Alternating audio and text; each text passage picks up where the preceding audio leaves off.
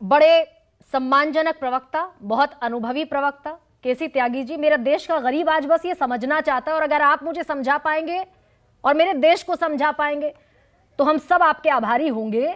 गरीब को लेकर सियासत, गरीब को लेकर राजनीति, गरीब को मोहरा बनाया गया, बताया गया गरीबी हटा देंगे, बताया गया कि गरीबी हटाने का संकल्प लेंगे, बोला यह गया कि कोई भी गरीब भूखा नहीं सोएगा। ये 75 साल से जो देश में चल रहा है गरीब के नाम पर नाटक, इसका कहीं पटाक्षेप होता हुआ दिखता है सर?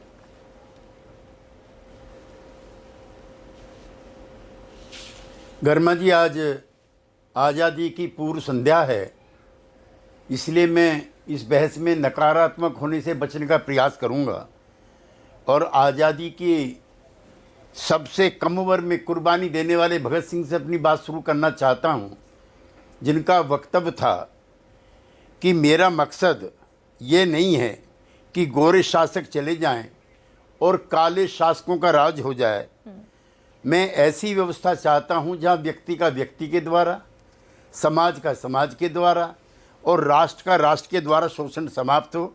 23.5 साल की उम्र में उनको फांसी हो जाती है और उनके जो सपनों का भारत है वो नहीं बनता है। मैं 1943 का जिक्र करूंगा, चूँकि कृषि पर भी चर्चा हुई है। 1943 में जब अकाल पड़ा था गरिमा जी, 30 लाख से ज़्यादा लोग भूख से मर गए थे और अन्न से गोदाम भी भरे हुए थे। आज ये स्थिति है कि IMF और अंतर्राष्ट्रीय खाद्य नीति अनुसंधान संस्थान हम पे दबाव भी डाल रहे हैं और रिक्वेस्ट भी कर रहे हैं कि गैर बासमती चावल के साथ साथ गेहूं के निर्यात पर जो रोक लगा रहे हैं उसको हम वापस करें। मैं अपने भाजपा के जो मेरे दोनों साथी बैठे हुए हैं, योजनाएं बनी हैं, PM कृषि सिंचाई योजना, सतही लघु सिंचाई योजना, PM KSY ग्राउंड वाटर वगैरह वगैरह वगैरह। और निर्यात की स्थिति है कि चावल, समुद्री उत्पाद, चीनी, कपास और का सबसे बड़ा उत्पादक जो है हो चुका। मैं सेंट्रल वेयर हाउसिंग कॉरपोरेशन का चेयरमैन भी रहा हूँ अटल जी की सरकार के समय। अगर अकाल पड़ जाए तो 2 साल तक हम पूरे हिंदुस्तान को भोजन करा सकते हैं। लेकिन मेरे मन में एक सवाल है और वो ये है कि जिसने 81 करोड़ लोगों को 3-4.5 साल से भोजन कराया है, उसकी क्या स्थिति है? 50% किसान कर्जे में हैं। और मैं इसको बहस का मुद्दा नहीं बनाना चाहता। वादा ये था कि आमदनी दुगनी होगी। मैं नीति आयोग जो आपका है उसकी रिपोर्ट पढ़ के सुनाता हूं। उसका कहना है कि 2016 से 2019 तक कृषि आय में वृद्धि नहीं हुई है। अभी आपने, हमारे मित्र ने कहा कि MSP बढ़ाई है, तो भाई थोड़ा होमवर्क भी करो। MSP जो है 3.5% बढ़ी है गेहूं की। और आपका मैनिफेस्टो, चूँकि हम आपके भी साथ रहे हैं, उसमें आपने कहा था कि जो स्वामीनाथन आयोग है उसकी रिकमेंडेशन के हिसाब से MSP प्लस 50% देंगे, वो नहीं हो पाया है। और जो गांव है वो कॉलोनी बन गए हैं। पहले हिंदुस्तान कॉलोनी था, अब गांव कॉलोनी बन गए हैं। कृषि की हालत ये है और गांव की हालत ये है। और मैं ये भी जरूर कहना चाहता हूं गरिमा जी, 1970 को हम एक स्टैंडर्ड ईयर मान लेते हैं, 1981 को मान लेते हैं, लेकिन मेरे पास 1970 का आंकड़ा है। स्कूली जो शिक्षक है वो प्रति माह औसतन व्यय के हिसाब से 45 साल में वो 280 से लेकर 320 गुना तक स्कूली टीचर की सैलरी में इजाफा हुआ। मैं चाहूँ आप में से कोई कॉन्ट्राडिक्ट करे। जो सरकारी कर्मचारी है 180 से लेकर के 150 गुना तक उसकी सैलरी में मुनाफा हुआ, और किसान 19 गुना।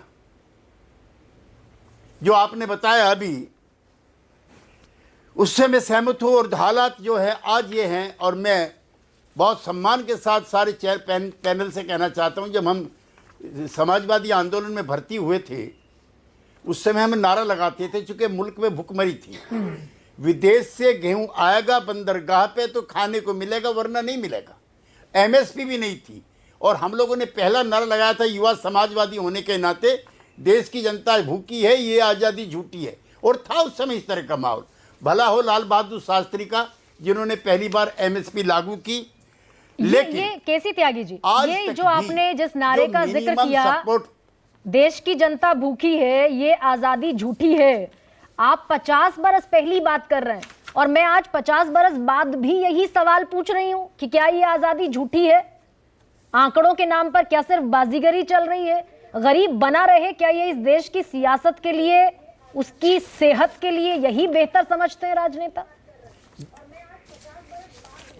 गरिमा जी एक सोशलिस्ट होने के नाते मैं कहना चाहता हूं कि समृद्धि के कुछ टापू बने हैं। जितना गरीब और अमीर के बीच में यहां फर्क है, शायद दुनिया के किसी मुल्क में, वो आपने भी अभी आंकड़े दिए हैं, कहीं नहीं है। 1947 में जितने प्रतिशत जमीन इरिगेटेड थी, मैं अपने बीजेपी के मित्रों से भी कहना चाहता हूं, 1-2% का इजाफा हुआ है। 50% लैंड नॉन इरिगेटेड है और भगवान के भरोसे है। लिहाजा जो बड़े बड़े दावे और वायदे किए जा रहे हैं, उस पर भी मैं कहना चाहता हूं। लेकिन मेरी चिंता इससे भी ज़्यादा ये है कि भूख, गरीबी, अशिक्षा, बेरोजगारी, ये सारे आंकड़े आपने दिए, लेकिन ये शहर, ये हिंदुस्तान कुछ मुट्ठी भर लोगों के लिए बना, जिसमें गांव नहीं है, अर्बन पुअर नहीं है। और गांव के अंदर भी जो marginalise section of the society हैं, वो अभी भी ऐसे ही रह रहे हैं जैसे अंग्रेज के राज में रहते हैं। मैं दोबारा फिर कहना चाहता हूं, अर्बन पुअर और रूरल पुअर आज उसी तरीके से जी रहे हैं जैसे अंग्रेज के राज में जी रहे थे। हाँ, रंग बदल गया, व्यवस्था जस की तस है, लूट जस की तस है। तो मेरे भारत का गरीब सर, इकोनॉमिक्स का, मेरे भारत का जो गरीब है वो अभी भी वहीं खड़ा है। ये आपके कहने का एक लब्बो लुआब है कि वहीं खड़ा है जहां आजादी के समय खड़ा था। और अगर थोड़ा बहुत फर्क आया भी है तो चलिए, हमने 75 बरस की यात्रा पूरी की है और तमाम जो सरकारें हैं वो मोहरों की तरह गरीब को इस्तेमाल करती